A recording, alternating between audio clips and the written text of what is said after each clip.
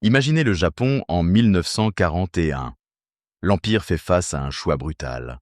Le cuirassé Yamato est presque achevé. 72 000 tonnes d'acier, 6 000 tonnes de précieux fioul, un équipage de 2 700 hommes. Elle est la fierté de la marine impériale. Mais le Japon manque de tout, du pétrole, de l'acier et de l'espoir. Et si, au lieu de la mettre à l'eau, le Japon l'avait entièrement démantelée? Et si tout ce métal, ce carburant et cette main-d'œuvre étaient transformés en ce dont le Japon avait vraiment besoin? Des armes, des obus et des munitions. Les chiffres sont stupéfiants. L'impact aurait été dévastateur. Cela n'aurait pas changé l'issue finale. Mais cela aurait pu rendre la campagne du Pacifique bien plus sanglante. Les chars japonais étaient très mauvais. Le type 97 Chiha pesait 15 tonnes. Son blindage était si mince que des mitrailleuses américaines de calibre 50 le traversèrent de part en part. À ses pans, des formations entières de chars ont été anéanties en quelques minutes. Plus de chars n'auraient rien changé. Le Japon n'avait pas besoin de blindés. Il avait besoin de puissance de feu, des mitrailleuses, de l'artillerie, des munitions et des canons anti-aériens. Des armes capables de transformer chaque île du Pacifique en forteresse mortelle. Le Yamato contenait 72 000 tonnes de matériaux. Environ 23 000 tonnes étaient du blindage. De 40 à 50 000 tonnes étaient de l'acier de construction utilisable. Cet acier aurait pu être transformé en armes, au lieu d'un seul navire de guerre. Avec cela, le Japon aurait pu construire 5 000 obusiers de 105 mm supplémentaires, sur 30 îles parmi les plus stratégiques: Okinawa, Iwo Jima, Saipan, Peleliu et d'autres. Les grandes places fortes recevraient 500 canons chacune. Les îles de taille moyenne, 200. Les petits atolls, 50. Imaginez des marines américains débarquant sur ces plages sous un feu d'artillerie constant. Des obus explosent sur chaque zone de débarquement. Aucun secteur sûr. Aucune pause pour se regrouper. Chaque vague se heurte à des murs de feu. 40 000 tonnes de l'acier du Yamato auraient pu produire 100 000 mitrailleuses, lourdes, type 92. Répartissez-les sur les mêmes 30 îles, les plus importantes, comme Iwo Jima et Okinawa. Elles pourraient en détenir 3 000 chacune. Des positions importantes comme Saipan et Peleliu, 2 000. Les petits atolls, 500. Historiquement, Iwo Jima comptait environ 700 mitrailleuses. Ajoutez-en 3 000 de plus et vous obtenez 3 700 au total. Plus de 5 fois la puissance de feu. Chaque arme tire environ 450 coups par minute. Au total, cela fait plus de 270 000 balles chaque minute. 4 500 balles chaque seconde. La plage ne ferait pas que subir le feu. Elle deviendrait infranchissable. L'eau bout sous les impacts. Les traceuses forment des murs solides de lumière. Aucun espace, aucune pitié. Yamato emportait 1000 obus massifs. Chacun pesait environ 3200 livres.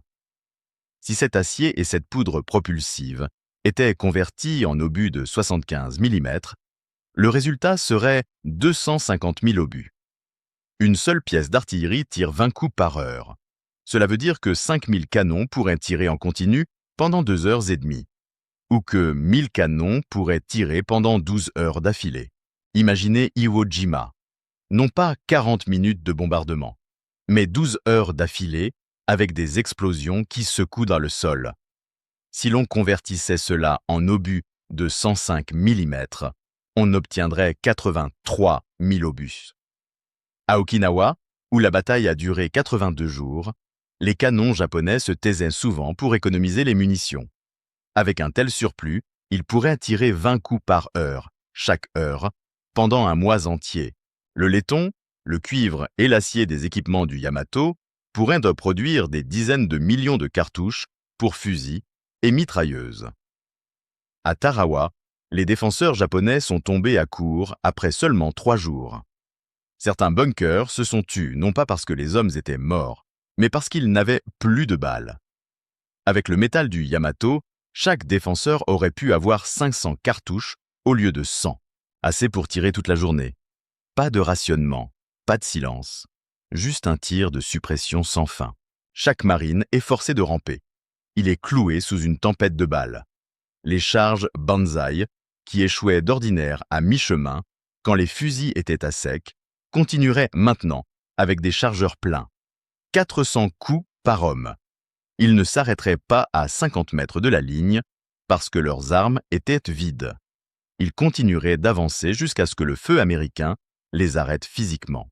Chaque position défensive pourrait se battre jusqu'à être détruite. Le Yamato emportait aussi 162 canons antiaériens de 25 mm. Répartissez-les sur les îles. Désormais, Tarawa, Peleliu et Iwo Jima ont chacune des dizaines d'emplacements de DCA. Les bombardiers américains qui volaient autrefois sans opposition feraient face à des murs de balles traçantes. Les bombardiers en piqué seraient forcés de remonter plus tôt. Les avions torpilleurs voleraient plus haut et manqueraient leur cible. Les pertes augmenteraient. Les groupes aériens embarqués mettent plus de temps à se poser. La supériorité aérienne devient coûteuse. Le ciel lui-même devient dangereux. Et puis, il y a le carburant. Yamato embarquait environ 6300 tonnes de carburant. En 1944, la flotte japonaise restait à l'arrêt, faute de carburant. Ces 6000 tonnes auraient pu faire tourner 60 destroyers à plein régime, ou maintenir 30 porte-avions actifs pendant une semaine, ou ravitailler 150 chasseurs Zéro pour toute leur carrière. Un Zéro consommait environ une demi-tonne par heure de vol. Cela équivaut à 12 000 heures de vol, assez pour former 200 pilotes, 60 heures chacun. Au lieu de voir des Bleus s'écraser pendant la bataille de la mer des Philippines, le Japon aurait eu des vétérans formés. Cette bataille aurait pu encore se solder par une défaite, mais pas par un massacre total. L'équipage de 2700 hommes aurait aussi pu être réaffecté, de quoi armer 50 sous-marins. Les sous-marins japonais ont coulé environ 5 millions de tonnes de navires alliés. 50 de plus auraient ajouté un autre million de tonnes coulées. Où ces marins auraient pu servir sur 20 destroyers d'escorte protégeant les convois marchands. Les sous-marins américains ont détruit 60% du transport maritime japonais. 20 destroyers d'escorte de plus auraient peut-être sauvé des centaines de milliers de tonnes de cargaisons vitales. Du pétrole, de la nourriture, des munitions, qui, historiquement, ne sont jamais arrivées. Au total, mettre le Yamato à la casse aurait signifié 5000 pièces d'artillerie, 100 000 mitrailleuses, des dizaines de millions de balles, 162 canons antiaériens, 6 000 tonnes de carburant et assez de main-d'œuvre pour une flotte de sous-marins.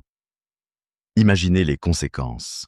Tarawa dure 4 jours au lieu de 3, avec 5000 pertes américaines au lieu de 3000.